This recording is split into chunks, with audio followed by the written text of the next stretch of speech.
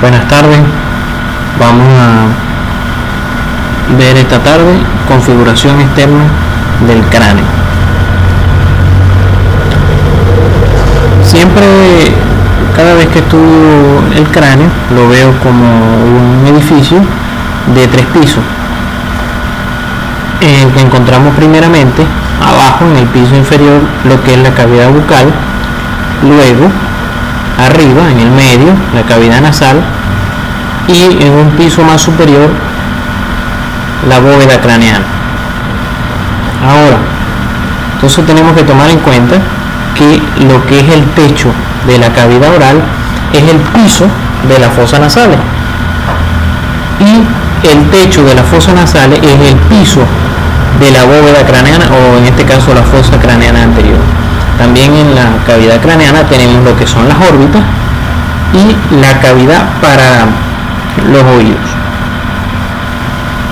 En esta imagen podemos ver que cómo están articulados todos los huesos del cráneo. Primero tenemos que tomar en cuenta que tenemos lo que es un viscerocráneo y un neurocráneo, que está dividido por una línea que va desde la glabela hasta el occipucio, que lo vamos a ver en una lámina posterior. Hoy vamos a estudiar lo que es el cráneo como un todo. No necesitamos saber cada detalle de cada uno de los huesos, sino que lo sepamos identificar todos en el cráneo y podamos saber en un momento dado, cuando seamos médicos, al ser médicos, ver en dónde está una fractura. Si hay el paciente tiene una lesión natal de X nivel, puedan saber de qué hueso estamos hablando. Entonces, en una vista anterior, primeramente vamos a ver hacia arriba tenemos el hueso frontal, que lo tenemos en base, a los lados el hueso cigomático, en el centro de la cara, donde están las fosas nasales, el maxilar superior, y abajo lo que es la mandíbula o maxilar inferior. Hacia los laditos, allá un poco más atrás, vamos a ver el hueso temporal. La cavidad orbitaria la vamos a ver en otra clase. En una vista lateral vamos a ver lo que es lo que les estaba diciendo al principio, que cómo dividimos el viscerocráneo del neurocráneo. Y vamos a ver primero que por delante está dividido por la glabela, está representado por la glabela, y atrás por el occipucio o protuberancia occipital externa, que entonces al pasar una línea, lo que está por encima es neurocráneo y lo que está por debajo es el viscerocráneo. Ahora, varias cosas podemos tomar en cuenta. Lo que es arriba, lo que es la sutura coronal, una articulación que une el hueso parietal con el hueso frontal. La sutura coronal se llama coronal porque parece como si fuera una corona, y además es la que va paralela al plano coronal que vemos en anatomía. Cuando hacemos un corte coronal, sabemos que es el que divide todo lo que es anterior de lo que es posterior. Entonces, paralelo a él va el plano coronal. Otra de las cosas que hay que destacar es estas líneas que vemos en el hueso parietal. Las líneas se llaman líneas temporales. Líneas temporales porque aquí se inserta el músculo temporal, que es uno de los músculos masticadores y que se va a dirigir hasta la apófisis coronoide de la mandíbula. Pero lo que quería destacar es que esta línea temporal está en el hueso temporal, porque a veces lo preguntaba y caían con la conchita de mango de que estaba en el hueso temporal. ¿No? En la línea temporal se llama temporal, pero es por el músculo, no por el hueso, porque está en el hueso parietal. Hacia abajo tenemos entonces el hueso temporal, que es el que pertenece al oído, que lo hemos visto al principio. Tenemos la apófisis mastoide, la apófisis estiloide, apófisis mastoide donde se inserta el esternocleidomastoideo, la apófisis estiloide donde se inserta el músculo estilomastoideo, que los vamos a ver después en la clase de cuello. y el conducto auditivo externo, que es parte de lo que la vía hacia el oído. Entonces si tenemos un conducto auditivo externo, es porque hay un conducto auditivo interno, y el interno está dentro del cráneo. Así que si en semiología ustedes le preguntan, vamos a examinar el conducto auditivo interno, ese no se puede examinar, pues está dentro. El externo sí se puede examinar, que es lo que lo hacemos con el ORL. Aquí tengo una lámina rápida para hablar de lo que es la fosa infratemporal, pero ustedes lo van a buscar en sus libros. Todo lo que pasa a través de este nivel, esto más que todo para los que van a hacer cirugía maxilofacial o el odontólogo, todas las estructuras que van a este nivel. Pero lo que me gustaría destacar es uno de los pares craneales. Pares craneales es uno de los nervios, una de las clases que más le tenemos miedo, pero si lo estudiamos bien y sacamos conclusiones y usamos lógica, se nos hace fácil. Aquí tenemos lo que es el nervio trigémino, que es el quinto par craneal. Entonces se llama trigémino porque tiene tres ramas. Tenemos una rama que es la oftálmica, que es esta que está aquí, que está cortada y va hacia el ojo. La rama maxilar o maxilar superior, y la rama mandibular o maxilar inferior. Y en la parte posterior del cráneo nos vamos a encontrar entonces rápidamente con el occipucio, o lo que es la protuberancia occipital externa, que es la que nos va a hacer el límite con el neurocráneo y viscerocráneo. A los lados tenemos son las líneas nucales, línea nucal superior y línea nucal inferior, donde se van a insertar músculos del cuello. En una vista superior encontramos entonces otra sutura, que es la sutura sagital, que divide o que une más bien a los dos huesos parietales. Y entonces nos va a formar unas líneas de unión, unas intersecciones entre la sutura sagital y la sutura coronal. A ese punto se le llama bregma, la unión entre la sutura sagital y la sutura coronal, la intersección. Y tenemos también una sutura lambdoidea, que es entre el occipital y los dos huesos parietales. En ese punto también, ese punto de unión se llama lambda. ¿De qué nos sirve eso? Bueno, de que en pediatría nos van a preguntar por este hundimiento que va a presentar el recién nacido en sus primeros meses de vida, porque los huesos del cráneo al principio no están unidos por sutura, sino por cartílago, y entonces para permitir el crecimiento del cráneo, del cerebro, y entonces el cerebro va creciendo y los huesos son móviles y permiten el crecimiento del cerebro. Entonces tenemos que, mientras no se cierra, se llama fontanela anterior, y esta, o la lambda, se llama la fontanela posterior. Y después ustedes en pediatría van a ver de qué sirve. En una vista de inferior a superior de lo que es el cráneo, de la parte del techo del cráneo, pero viéndolo desde abajo, vamos a ver algo interesante, y es las fositas granulares, que es donde se insertan las meninges. De allí van a tomar posición las meninges, y esto que ven aquí es parte donde se va a tener inserción la hoz del cerebro. Ahorita vamos a ver qué es la hoz del cerebro. Entonces fíjense que tenemos entonces ya ahora una visión por dentro del cráneo. Por dentro del cráneo hacemos un corte sagital del cráneo y vemos una de sus caras, en este caso la cara derecha. Varias cosas vamos a ver. Primero, este hueso que está en el centro del cráneo, que es el que vamos a ver en todos lados, que se llama el hueso efenoidal o el efenoide. El hueso esfenoidal tiene una forma de murciélago. Tiene una, aquí, claro, aquí no la ven porque está a la mitad, pero estas serían como las alitas, estas dos alitas, ala menor y ala mayor del esfenoide. Este sería el cuerpo y estas las paticas que se llaman apófisis pterigoides. Encima de él está como un surco que le llamamos la silla turca, que es donde se va a sentar la hipófisis, que es como la reina de todas las glándulas endocrinas, que la van a ver después. Hacia adelante tenemos la apófisis clinoide, y anterior y posterior.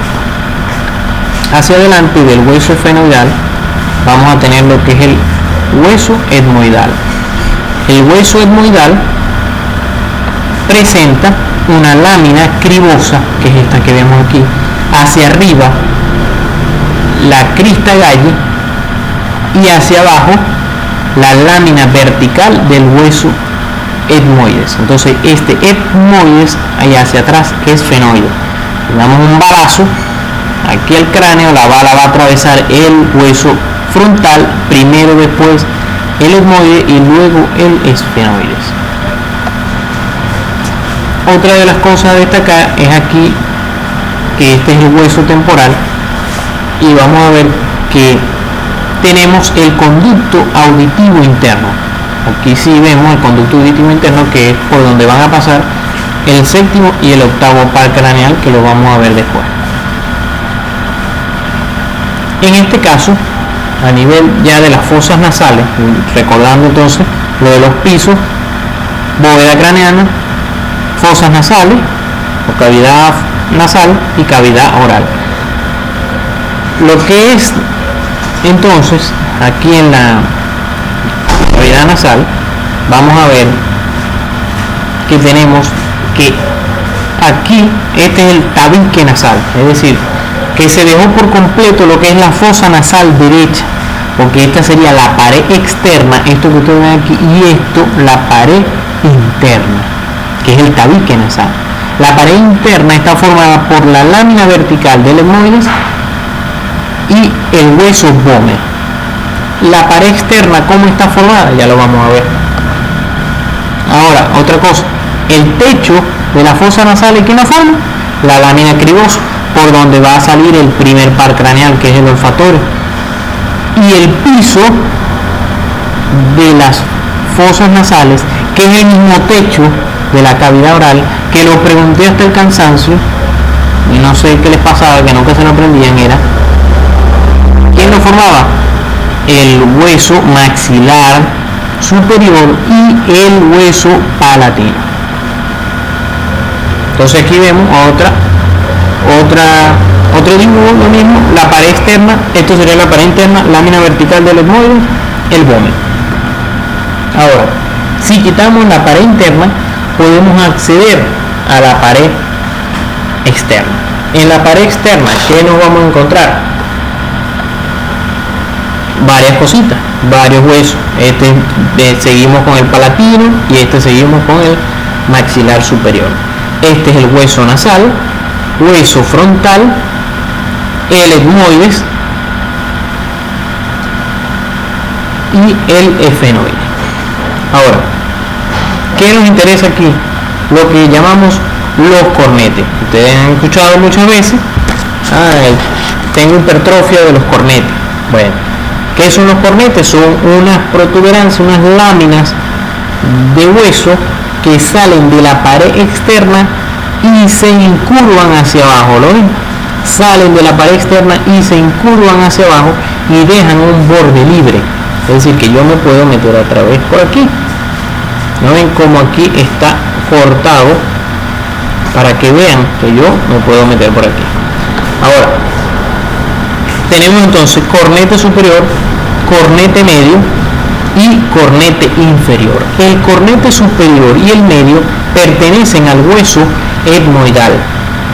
Y el hueso y el cornete inferior es un hueso propiamente dicho, es decir, que él no pertenece a ningún otro hueso, él mismo es un hueso, el hueso cornete inferior, que es parte obviamente de lo que es el macizo facial.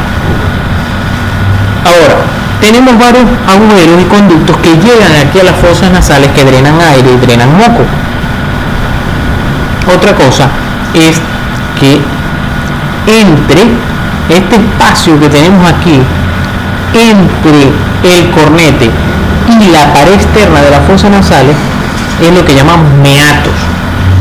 Entonces tenemos un meato superior, un meato medio y un meato inferior. En esos meatos es que van a drenar estos conductos de los que vamos a hablar ahora. Ahora, ustedes en Morfo 2 supuestamente vieron en sistema respiratorio, vieron lo que es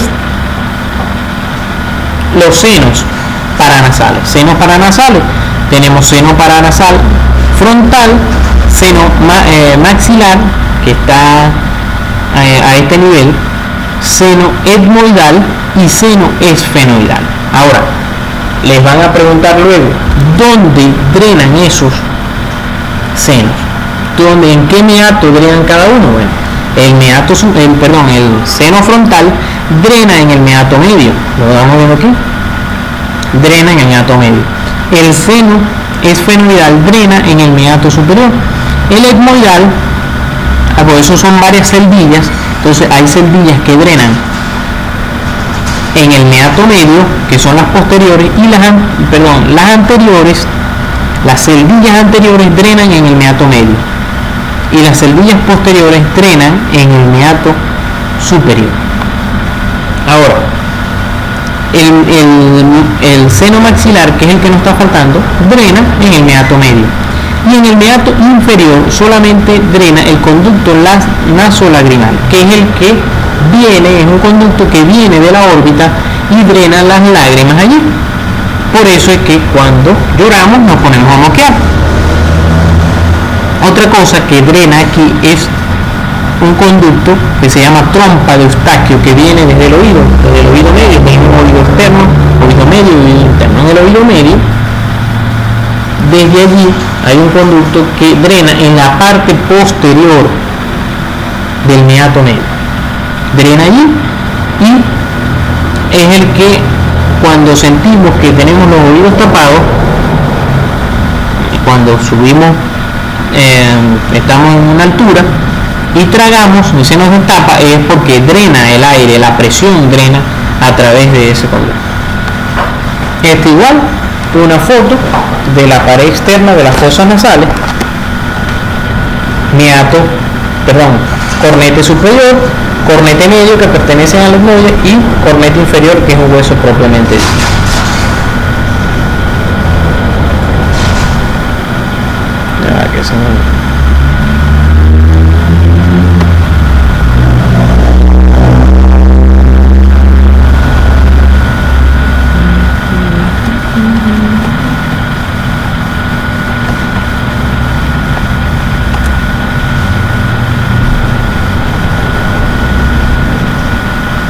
Esto de lo que estábamos hablando, el hueso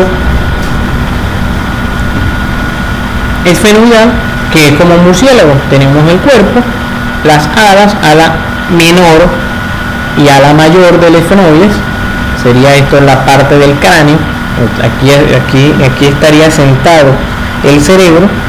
Hacia abajo tenemos las paticas, que es la apófisis pterigoide. Entonces, otra de las cosas que siempre le hemos tenido miedo es los agujeros de la base del cráneo. Los agujeros de la base del cráneo son un poco difíciles de aprender, pero es cuando nos ponemos a aprendernos las alcaletras. Eso no vale la pena.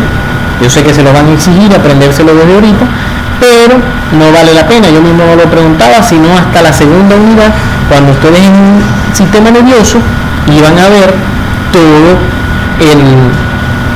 todas las estructuras que pasan a través de esos agujeros, lo van a poder relacionar y se lo van a poder aprender.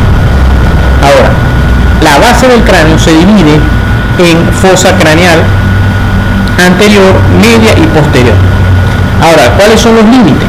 Entre la fosa craneal anterior y la media está el ala menor del esfenoide. El ala menor del esfenoide, porque aquí estamos como en un piso superior y aquí hay como un escaloncito y caemos un poquito más abajo en la fosa craneal media. Si nos devolvemos,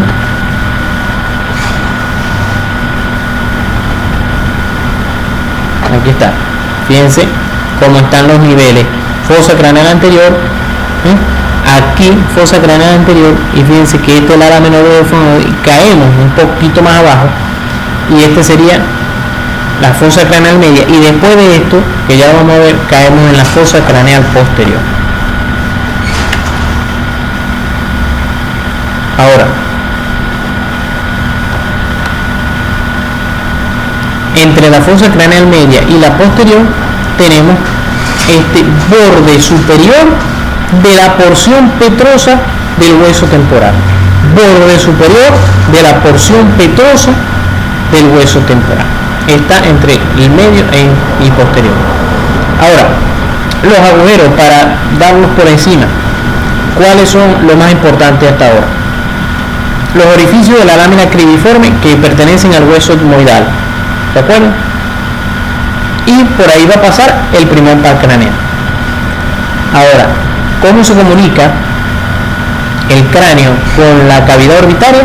Es a través del conducto óptico y fisura orbitaria superior. Por el conducto óptico va a pasar el segundo par craneal, que es el que nos da la visión, y a través de la fisura orbitaria nos va a pasar los tres nervios que pertenecen a los músculos del ojo, para mover los músculos del ojo, y la primera rama del trigémino, que se la dije que es la rama oftálmica. ¿Por dónde van a pasar las otras dos ramas? Por el agujero redondo y el agujero oval, que son estos que están aquí. Tenemos otro, el agujero rasgado, que por allí no pasa nadie, así que se lo pueden lanzar como conchita de mango. Conducto carotidio, ¿quién va a pasar? Obviamente la arteria carotidia. Conducto auditivo interno, que es el que está en la porción petrosa del hueso temporal, que les dije que pasa el séptimo y el octavo par craneal. En el agujero yugular pasan lo que nos faltan, 9, 10 y 11 pares craneales, y obviamente la yugular va bajando por ahí. Y en el conducto del hipogloso pasa el nervio hipogloso, que es el 12. Y en el agujero magno, que va a pasar la médula espinal, va a pasar lo que es el tallo cerebral, convirtiéndose en la médula espinal. Y bueno, aquí están los mismos agujeros en la base del cráneo, viéndolo en una vista inferior. Aquí tenemos entonces cavidad orbitaria, bóveda craneana, cavidad orbitaria, fosas nasales hacia los lados. Ven esto que está aquí, esos son los senos etmoidales, aquí parte del seno frontal, y este sería el seno maxilar, y la cavidad oral, cavidad oral. Aquí entonces tenemos una foto del seno maxilar. Esto sería el piso de las fosas nasales, que es el mismo techo de la cavidad oral. Otro corte de lo que es la cavidad orbitaria: arriba tenemos la fosa craneana anterior, y abajo de la cavidad orbitaria el seno maxilar. Por detrás, las paticas del murciélago, la apófisis pterigoide. Este sería el ala mayor y el ala menor del efenoide, y el cuerpo del efenoide. Otra vez el efenoide, y allá con que los modelados con que estudiábamos nosotros en la Francisco de Miranda, lo que es la base del cráneo, los pares craneales, las fosas nasales con su lámina, la lámina vertical del etmoide, una vista lateral, vista anterior. Aquí rápidamente lo que vamos a ver es una rayos X de frente de un cráneo, seno frontal, cavidad orbitaria, las fosas nasales como tal, y hasta hacia un lado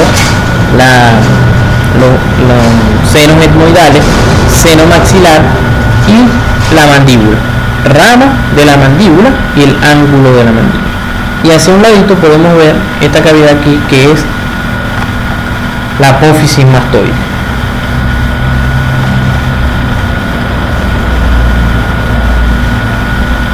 a este nivel también, seno, en una lateral, perdón, seno esfenoidal, seno frontal, cavidad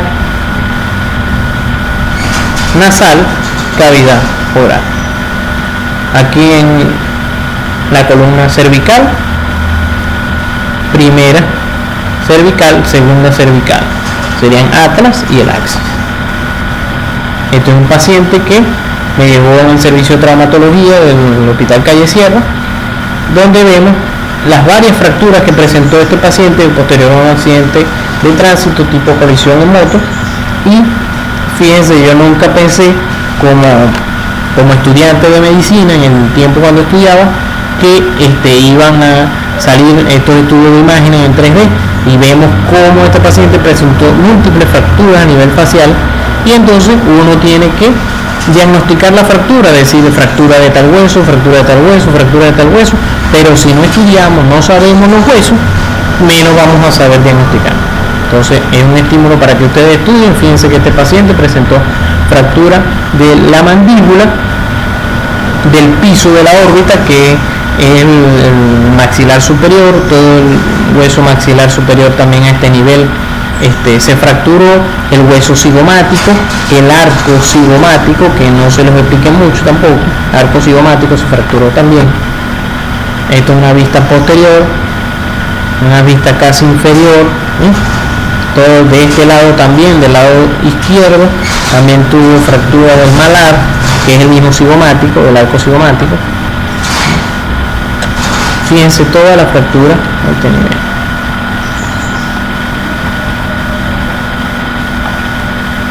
Y bueno, quería dejar un pensamiento de cuando Cristo murió por nuestros pecados.